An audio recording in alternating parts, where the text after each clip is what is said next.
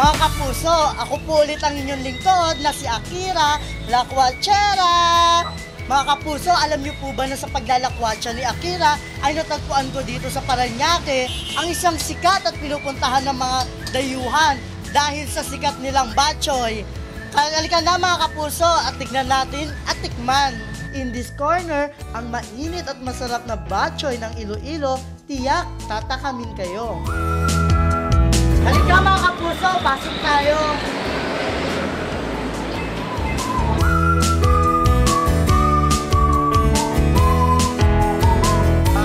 So ma'am, dito po sa Lisel po, ano po yung specialty nyo talaga na laging dinadayo?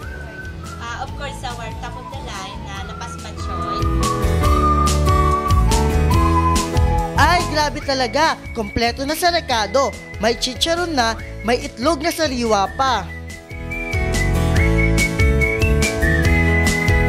Kaya mga kapuso, alam niyo na po kung saan kayo pupunta para kumain ng masarap at espesyal na batchoy.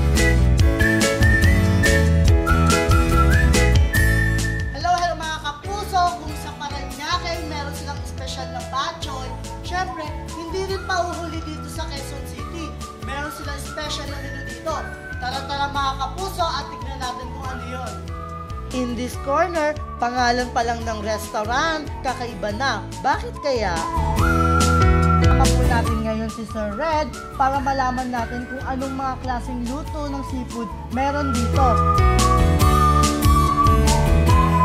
So Sir Red, ano po yung pinaka-specialty nyo dito, yung pinupuntahan ng mga tao?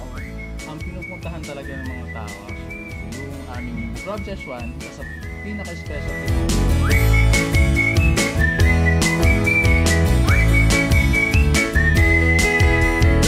Tikman na natin ang pagkain nila dito na napakasarap mga kapuso. Panalo talaga, basta seafood. Dahil po sa paglalakwatsa ni Akira, nandito po ako ngayon sa Mandaluyong. At bakit? Dahil dito lang naman ang may isang pinakamasarap na bulalo na matatagpuan natin sa Metro Manila. Kung trip nyo naman ang bulalo soup, in this corner, ito ang kanilang best seller. Sir Jun, bakit po isa sa pinakamasarap yung bulalo nyo dito sa Metro Manila? Kasi yung pag sinabi mong original, Batangas bulalo, hindi mo na kailangan pumunta pa ng Batangas. Kasi yun na nga ang yung pang lasang Batangas na yun. Ka Sir Jun, tara tikman na po natin itong bulalo nyo. Okay.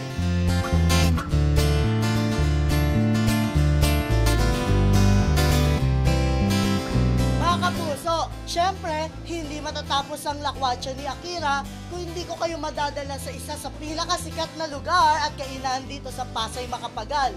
Dito po sa Dampa.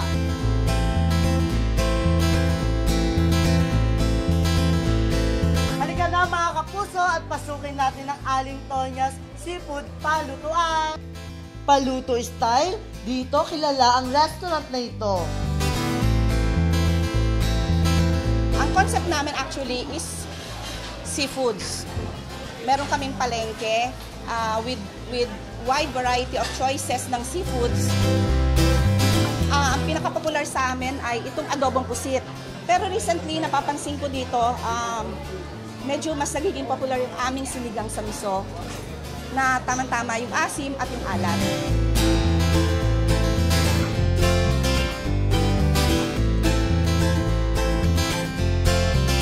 Mga kagandahan, minsan sa sulok